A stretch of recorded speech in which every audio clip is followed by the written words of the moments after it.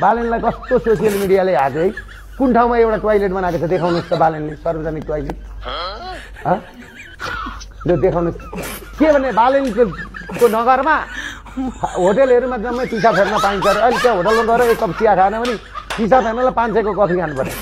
लगाइदियो अब सोसियल मिडियाले लगाइदियो ओहो वा बालेन बिजुलीको पोल हालेको हुन्छ एउटा लाइट हालेको हुन्छ कि सरकारी पैसाले बालेनको घरबाट ल्याएर बत्ती हाले जस्तो कुरा गर्छ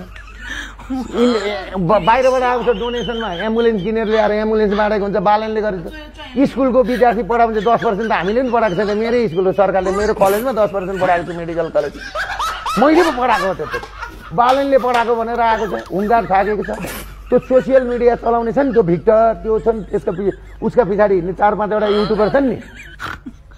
तिनीहरूलाई चाहिँ राम्रोसँगले चिनेर चाहिँ व्यवस्था गर्नु त मान्छेले के हुन्छ अनि जहाँ पनि पुगेको छ फोटो खिचेको छ कति छिटो भ्याएको जहाँ पनि हालेको छ दुर्गाजी एउटा निष्कर्ष ठ्याक्कै